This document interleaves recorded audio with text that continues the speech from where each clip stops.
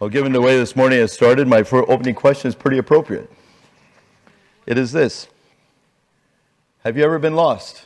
In fact, have you ever been so lost that you don't know where you are or even how you got to where you are? Someplace along the way you just got lost. The problem now is you don't even know which way to go.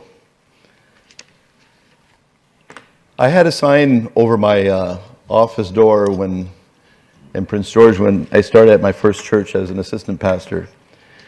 And it said something like this: I'm lost. I've gone out to look for myself. If I should return before I get back, please ask me to wait. Some of you will get that a little later. Maybe I should send it out to you ahead of time so you can sit on and reflect on it for a little while. My senior pastor suggests that I should probably take it down because it describes some people that came in to see me. And I said, well, it actually described me at a certain point in my time as well. I'm just going to make sure nobody calls me here. Probably it described me in my early adult years, late teens, from about age 17 to about my probably even later 20s. I was lost. And around 22, I set out to find myself. I hit the road, put a backpack on, and traveled for about 5 months down through Mexico, Central America, Ecuador, Colombia, Venezuela. Ended up living for 2 months on the beach in Tobago. And when I had just barely enough money to make it back home, I kind of made my way back home and actually got there by the grace and courtesy of a lot of people who helped me get through to get back to bank. I got back flat broke. Fortunately, I had a sister who took me in. But the thing is, I came back more lost than ever, I think. During that time, we actually got married. And because of my lostness, it was almost shipwrecked our marriage. I was fortunate. I married somebody who was way more committed to our wedding vows than I was at the time.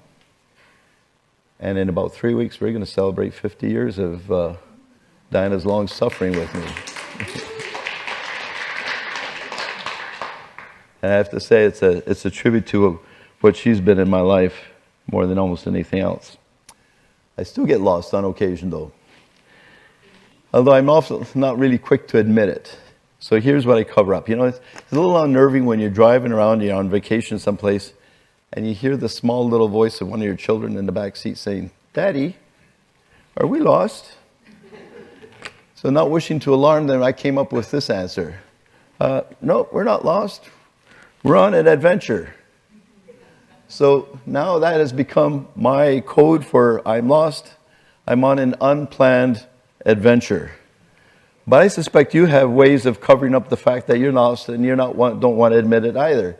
So, similar, I'm lost, I'm not lost, I'm exploring. But I like the small print actually qualify. I'm wandering aimlessly because it's my specialty. I've drifted through a lot of things in life that way. Or I'm not lost, I'm on my way. I just don't know how to get there where I am right now. Or what about this one? I'm not lost, I've just temporarily lost sight of my destination. So back to our original question, have you ever been lost? Chances are, if you have been, you really don't know when you became lost, do you? You don't know when it started. So how did you realize, when did you first realize you were lost? And how did you get lost? Do you know when you started to get lost? Well, if you did, you probably wouldn't have gotten lost in the first place. Well, we've been going through a sermon series here that we've called Rebooting Your Life. And we're in the process of looking at different areas that maybe kind of have given you that nagging feeling that something is not quite right in your life. And so we've been looking at getting a clear sense of what is God's vision for you? Has your vision for life gotten a little bit hazy? Or maybe God's stirring with you a little bit of holy restlessness here because He wants to change your course and He has something new He wants to do through you. How is your sense of purpose? Has it become hazy and lack of clarity there? And that involves then you have trouble making course corrections in some of the key areas of your life. And we looked at some of those. How you use your time. How you manage your finances. What are your relationships like? Now I want you to know that also kind of fits within the theme of this year, how we started out, because our theme for this year is revitalizing our life, and then rebuilding our community, and reaching out. And so we're in that process of finding ways to be revitalized. But one of the things that has come through to me as we've been going through this study is how easy it is to get off course. And sometimes it just starts very imperceptibly, very gradually. But if you don't make those course corrections early enough on, over time you get way off course, and you end up someplace where you didn't plan to be, and possibly don't even want to be. So today I want to take some time here as we kind of come to the end. This is the last sermon in the series, to talk to you about some principles that if you put them into practice on a regular basis in your life, they will help you keep from getting off course. They'll help you stay on course. They come from a bit of a study that I've done through the text that was just read for us earlier out of Hebrews 11:39 to 12:3. But the main thought that the writer to Hebrews comes on, and actually I think it's his main thought of the whole book of Hebrews, is this. He says, let us run with perseverance the race marked out for us. Now our lives are often depicted as a journey, but here the author is using the metaphor rather of a race. But no matter how brief life might be, it's not a sprint, but neither is it, in my estimation, a marathon, although I often hear people compare that, glean that from this text. It is more like a cross-country relay race. A relay race because at some point you're passing the baton on to somebody else. But I think over my time I've become aware of a different type of competition. I think it's even closer to this, and perhaps not even, a relay form doesn't even exist, but I like to talk about. Have you ever heard of a competition called the Tough Mudder? Now I'm not talking about your mother or somebody else's mother. Mudder, and there's a real good reason for why it's called that way. Now, my awareness came from this as we had a BCIT student living with us for about 4 years who was passionate about getting involved in these, and several weekends in a year during the school year, he would take off to Seattle, to Whistler, to different places where these competitions were taking place. A Tough Mudder is exactly like that. It's a competition that's made up of a number of tough obstacles, and it takes place on a muddy course. The shortest ones take 2 to 3 hours to complete. The medium ones take about 5, and they have some that even go overnight. And you need teamwork to get through it. It's not while you can enter and compete on your own, you actually need to work through a team, because there's many of those obstacles you cannot get through on your own. It's a grueling competition that requires teamwork to get over most of the obstacles. When the author here of Hebrews encourages us to run with perseverance, it should alert us to the fact that, to the reality that times are sometimes tough, that it isn't smooth sailing, that following Jesus isn't a walk in the park. It isn't just a Sunday school picnic out there with food, having food and fun with friends. It's so much more different than that. The question is, when times get going, times get tough, do you get going right out? Do you drop out of the race? Because our faith, those are the times when our faith is seriously challenged. There are times when we may question whether we are on the right track or whether we've been misled in terms of who we're following, what we're doing. Times when we get tempted to pack it in and give it up, to just stall right out and quit. And that was quite possibly the experience of many of the people, the original readers of this letter that is addressed to the Hebrews. See, the heat is being turned up in their lives, and some are in danger of giving up.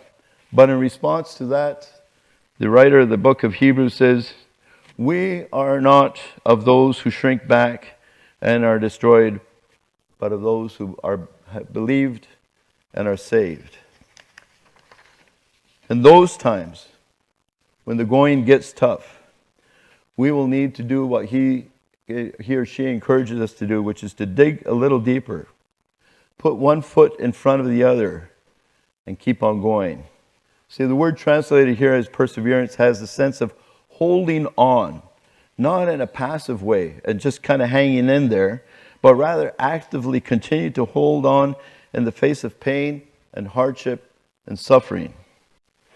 You see, it's easy to have faith when all is well, isn't it? It's easy to trust God and say God provides when you have a good job and the paycheck keeps coming in. It's easy to say God will heal when you're healthy. It's easy to say, God is looking after our home and our children when they're all well behaved and everything's going according to your plan.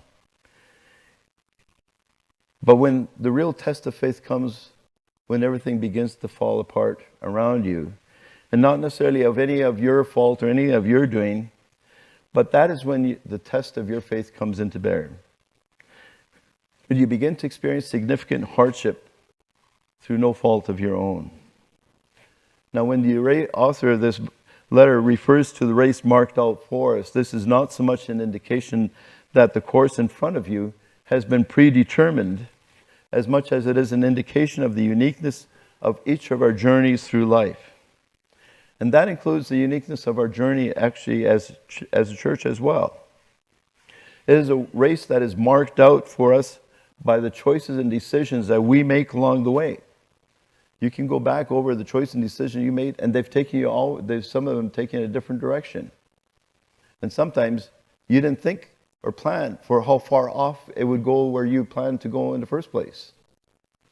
I dropped out of grade 12. And also my life changed routine, changed route. I got married, changed again. We had children, changed again. Most of those things, I've drifted through things, but God has met me along the way. Decisions and choices that you make in life will change the course, the direction. They will change the course that is marked out for you to run. The danger is that we so easily get into the comparison game, both individually and as well as churches. But when we do that, we run the risk of missing out on the unique calling and purpose that God has for each one of us. I think it's important for us to have that reminder as a church here, as Pacific Grace MBC, that we are in this particular location, not by accident, not because of some opportunistic good luck that this church and property came open at just the right time when we had realized we needed to move out of our last place. No, we are here by God's design, by God's purpose. We're here in this location for His purpose to be a transforming influence in the community in which we live and we exist. So how are we doing? Would any one of those who live in this community, apart from those who attend here, miss us if we simply closed our doors tomorrow?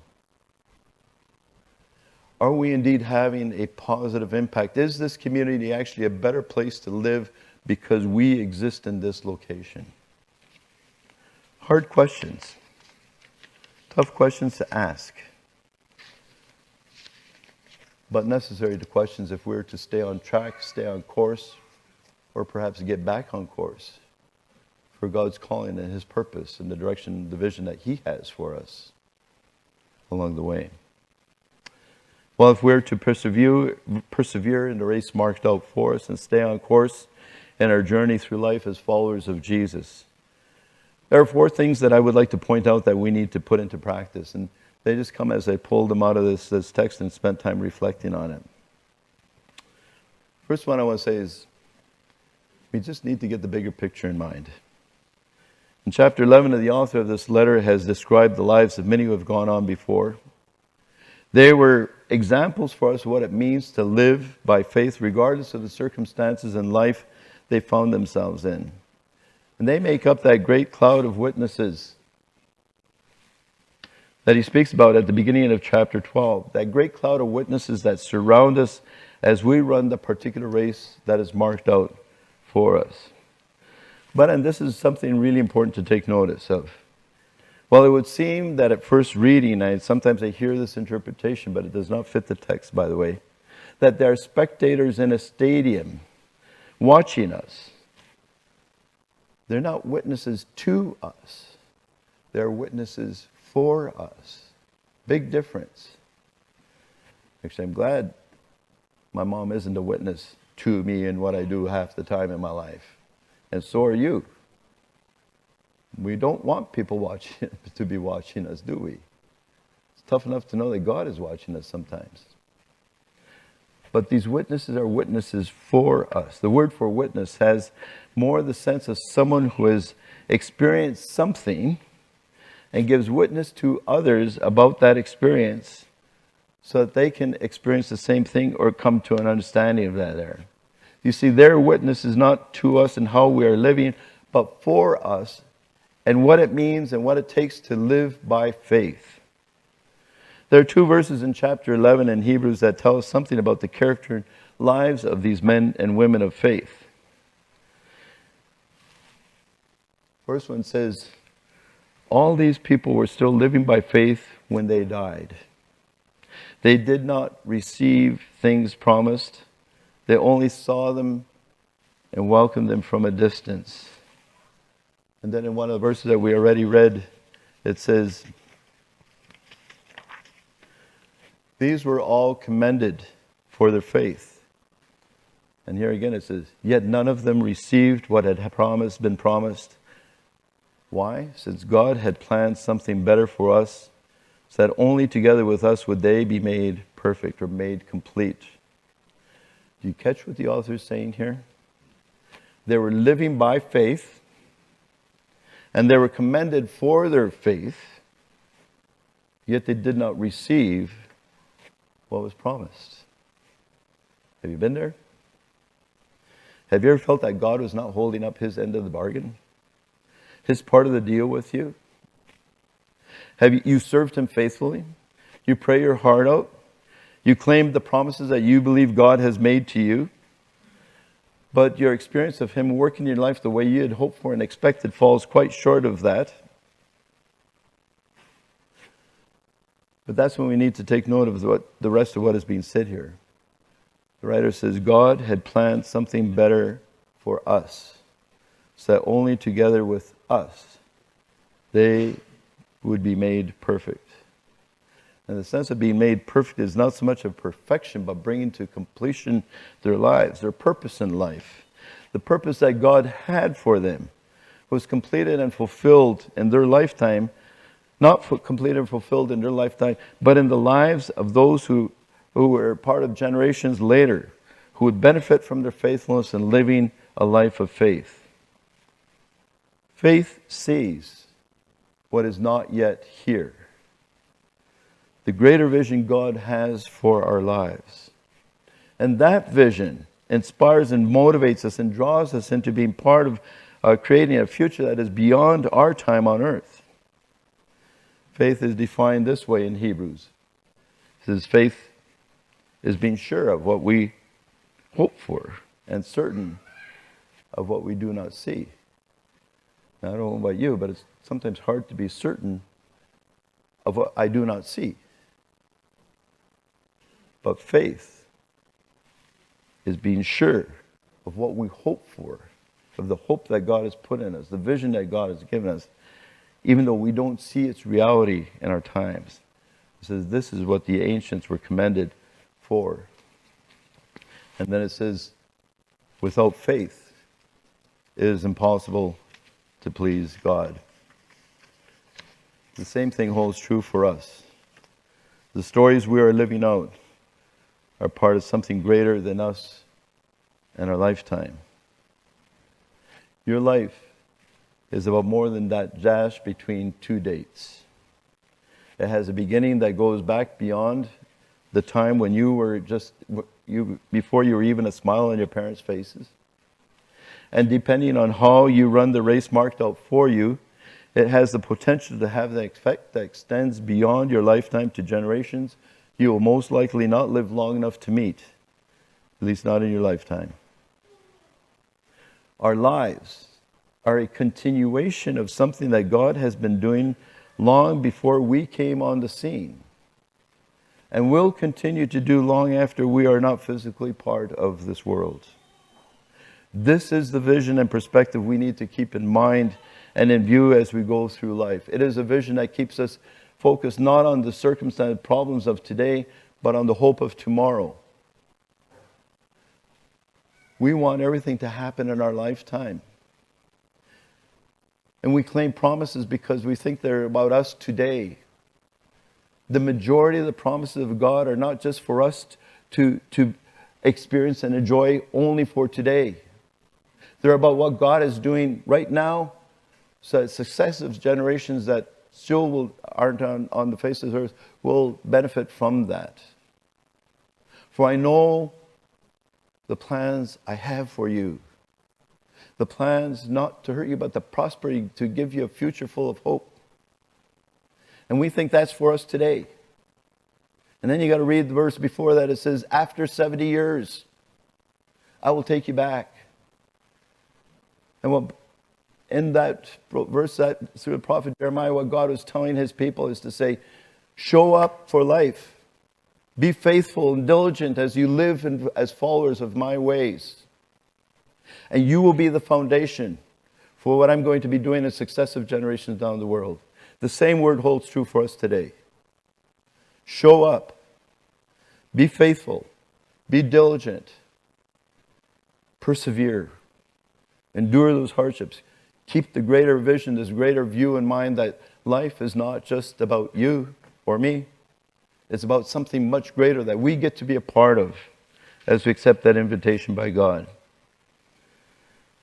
Second thing I want to talk about here that'll keep us on track. See that if you keep that in focus, you have something that draws you into the future that is bigger than what you're dealing with right now. But the second thing I think that the writer of Hebrews says, you need to eliminate distractions. It says, let us throw off everything that hinders. And the word he uses here has a sense of a weight or burden as it is sometimes translated elsewhere. Something which will weigh us down and slow us down and cause us to stop. When we are carrying unnecessary weight, whether it is physical as in the body weight or material weight that we carry with us, it not only slows us down, it will wear us down as well. I learned in my travels, back when I was on the road for 5 months, to travel light. When you need to pack on your shoulders every day that you're on the road, everything you have with you, you learn pretty quickly that there's much that you can do without. If you're carrying a backpack every day for 5 months, you want to lighten up that load, because otherwise it wears you down. My brother actually gave me a lesson. He had traveled a year or so before me, and he says, Don, he says, when you pack, lay everything out on the bed that you think you might need. And keep in mind that I wasn't married that way. I had a narrow little single bed that I had. It was not a big queen size or big bed where you can lay out a whole lot more. And he says, when you lay it all out there, he says, now ruthlessly cut it in half. Some of you probably need to learn how to travel light. By the way, when we go to Costa de Luz, travel light. So word of warning, because you'll be carrying it with you as we walk there's certain distances to get there. Travel light. Learn how to travel light. What this might be applying, this principle to our personal lives may be for each one of us, looks like something different. See, because the writer's not referring here to something that is wrong or bad inherently in it of itself or sinful, but rather those things that distract us and keep us from living by faith. Now, over these last few weeks, we've talked about some of what might be slowing us down in this series. A big one, if I can put my finger on it again, is our finances and our possessions. That can weigh us down. It can distract us. It can keep us from doing what God has called us to do. But it also could be relationships that need to be reconciled. A refusal to do the hard part of reconciling relation with people with whom we love and care about and live in connection with, but there's a brokenness in that relationship. That'll weigh us down. That'll slow us down. That'll distract us. There's relationships that are toxic that sometimes you just need to get out of because they weigh you down and slow you down. I'm not talking about marriage, by the way. Once you get married, that's plan A. Get help. You can work it through. We're witnesses to that, by the way. Generally speaking, what often keeps us from staying on course, falls into one of what I call the 3 C's. Our desire for security, for safety, and for stability. Again, good values. I'm not complaining or saying anything bad about those. But let me tell you straight up again, as I've said before, if those 3 things trump every decision you make, and these days you got to be careful how you use the word trump. That'll be as political as I get. If those 3 things trump every decision you make, you can't follow Jesus very closely. Jesus calls us into a life that often leads us into a level of insecurity, unsafety, and lack of stability. I grew up with parents who were missionaries. We didn't have a lot of financial security. We didn't have a lot of physical security in a lot of the places where we lived. There wasn't a lot of safety. That was not first and uppermost in their minds. God had called them to a place where they needed to set those things aside in order to follow His leading. Doesn't mean that all of us are called in that same direction. Like I said before, your calling and my calling will be different. But there will still be those things that are distractions that keep you from following Him, that consume your time and your energy and your resources and drain off your ability to follow Jesus more closely. So any one of these, perhaps there are others that God will bring to your mind that affect you personally, can gradually cause us to stray off course. And if we don't do regular checkups and make course corrections along the way, or simply are not willing to do so, because there's that too, over time we will find ourselves way off course and quite lost. Third thing that I want to bring up that comes out of this text is simply to clean up your act. Clean up your life. Because there's little besetting sins that trip us up. So the writer says not only to throw off anything that hinders, but as throw off the sin that so easily entangles us. The sense conveyed here is that something that is always around us and becomes controlling in our lives. It is something that is persistently there, tempting us, luring us, drawing us away from our vision and purpose in life. An older word that you can find in some translations is besetting. Something is said to be besetting when it is constantly there, constantly present, and persistent threat that controls our actions.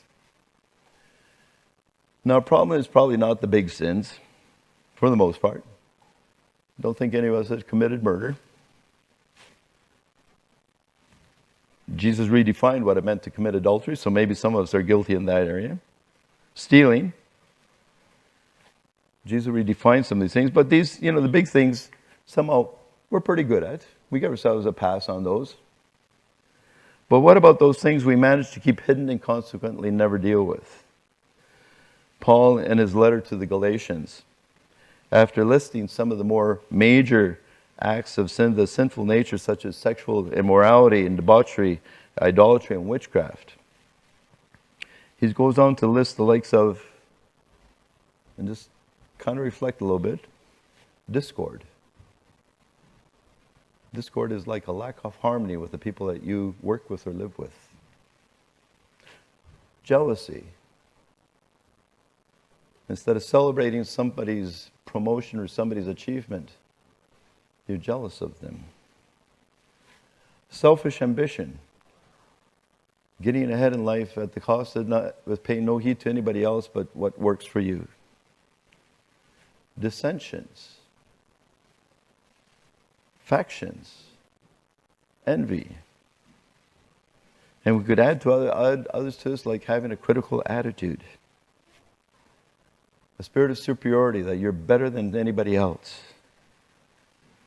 A spirit of unforgiveness that leads to holding grudges. So can I ask, do any of these cause you to squirm even just a little bit? These things easily become the nagging, persistent sins that undermine our relationships and sidetrack us, as well as hold us back in our spiritual journey with Jesus. Watch out for the lesser sins, and I put lesser in quotation marks here, that we tend to whitewash and tell ourselves, it's not all that serious, that's just small. And even at times justify in our lives. He made me angry. She made me angry. Listen, anger is a secondary emotion. When you are angry, there's something else that's behind that anger than what you're pointing to as the superficial cause. You need to deal with that. You need to deal with that. That's why Paul says, in your anger, do not sin. He's not justifying getting angry. He's saying, don't let it motivate you to do the wrong thing. God gets angry. But you know what he gets angry at? Injustice. What we should be angry at are the things that we don't get angry at, which are the injustices that are taking place in the world all around us. We should get angry enough that we are motivated to act on that. But we're more likely to get angry when the injustice is done to us. But God says that's when you need to forgive. A big difference. Finally, the fourth point here I want to bring out is to stay focused on Jesus. The writer says, let us fix our eyes on Jesus, the author and perfecter of faith. He's the one that brings our faith about. Who for the joy set before him endured the cross. He ran with endurance the course that was marked out for him, scorning its shame, and sat down at the right hand of the throne of God. There's a lot to unpack in this verse, and we don't have time to do that. But for our purposes today, in considering what it takes to stay on course in our journey of faith, the principle I want to draw out is here simply is keep Jesus in focus. Keep your eyes on him. Fix your eyes on him. Keep him in focus, regardless of what comes your way. When it says to fix our eyes on Jesus, the sense conveyed here is that of intentionally looking away from other things in order to shift our full attention onto Jesus. There are so many things that command our attention and can easily become distractions from Jesus and what it means to follow him and his ways. Most of them can be categorized under these last 2 points. They may not be wrong or bad in and of themselves, but they take our focus off Jesus, don't they? They distract us from what is more important in life. Or then again, they can become some kind of nagging, besetting sins that may not seem all that bad, but are contrary to God's work in our lives and his purpose and what he would want for us. Either way, they threaten to trip us up and either cause us to take detours along the way or distract us from going the way that God would have us go, or making us want to quit altogether. Verse 3 of chapter 12 goes on to say, consider him who endured such opposition from sinful men so that you will not grow weary and lose heart. We fix our eyes on Jesus, and he says, consider him. And the word there that implies the whole sense that comes across. Study Jesus very carefully. Listen to his teaching and put into practice what he teaches in your everyday life. But even more important, perhaps, study his life and his lifestyle. How he lived, how he interacted with others, his way of discerning where his Father was at work around him so that he could join him in what he was doing, even when it meant changing his plan in that moment of time. Jesus invites us to learn from him and take on his mission in this world. He says, come to me, all you who are weary and burdened, and I will give you rest. Take my yoke upon you and learn from me.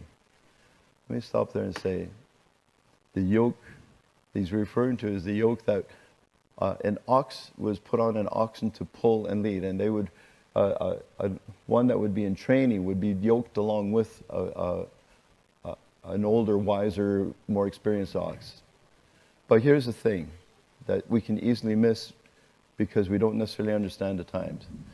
The yoke in Jesus' time was also referred to the law. And what Jesus is saying here, for you who are burdened and wearied by the legalism of your religion, Set that aside. Come and learn from me an easy way not an easy way, but the grace-filled way of living, as opposed to legalistic way of living. He says, for I am gentle and humble in heart, and you will find rest for your souls. For my yoke, my way of doing things, my expectation, my invitation to you live my lifestyle is easy and my burden is light. The challenge here is to make Jesus the default setting in your life, and you will stay on course regardless of what comes your way. I tend to think in sports terms because I love sports. I love team sports. So let me give you these 4 things the way I would talk to it. I've been a coach in soccer, and when guys show up for training camp or for the beginning of the season, I would say something like this, and it fits. This is not about you. This is about the team. We're here to work together as a team. Our vision, our hope, our goal is to win that championship, and we're going to play together as a team. Individual efforts along the way are unimportant and insignificant unless they contribute to the team as a whole. And I experienced that in one of the teams I coached. We had a star player, and no matter how much I tried to get the boys to learn differently, their strategy was, get the ball to Phil, get the ball to Phil. Suddenly Phil was gone. And I told him, we were losing more games, but we were a better team because we're working together as a team. Get the vision. Trim down. You got to lose a bunch of weight here because the game is about fitness and lasting. And if you're packing too much weight, you're just not going to last a game. My playing days, I was fit, now I'm not. Unfortunately, I got lost along the way. So this is not about you. Trim down, shape up. The habits and lifestyle that you got that are damaging to the way your career as a player. Shape up. Stay focused. Stay focused on what we're here to do. We've gone through this series about rebooting your life, and I don't know, I'm hoping some of you along the way have taken to heart some of the things we've talked about and are doing a bit of a restart in those areas of your life. That's the whole goal here in terms of going through the series of rebooting. It's finding those significant areas, those particular areas in your life that maybe are contributing to a sense that something isn't quite right here, right now. Well, you can ignore it if you're feeling that way, and you can just go on. Let me tell you, if you do, it's like we said, if you leave Vancouver and your flight is 1 degree off, you aren't going to land in Tokyo. You're going to land someplace in Osaka or farther north. If you go 2 degrees off, 2 degrees, it doesn't seem like very much, does it? You're going to land in the Pacific Ocean someplace. Life is the same way. We go off track, sometimes very incrementally, just slightly, but because we refuse to admit that we're off course and we don't do the course corrections, we end up someplace where we don't want, and we do a crash and burn someplace. Doing constant course corrections often helps to prevent that. So I hope along the way you've been coming to terms with some things that God wants to change in life and see something different happen. But how you stay on track is by putting these 4 principles into place on a regular basis. Do some ongoing course corrections by checking these things out. We're going to close with a song here, but I'm going to pray first. Father, I just want to thank you for the example of Jesus. God, we just thank you that you love and accept us for who we are. You invite us to come to you just as we are. You don't want us to be anything different than who we are, but you want to change some things in our lives so that we could become more Christ-like in our life. May, by your power and by your Spirit at work in us, transform us in the likeness of Jesus. That we would not only stay on course the way you've led us and where you're calling us to go, but we be part of this bigger thing that you're doing in the world around us. May you be honored and glorified through our lives as we follow that direction. In Jesus' name I pray. Amen.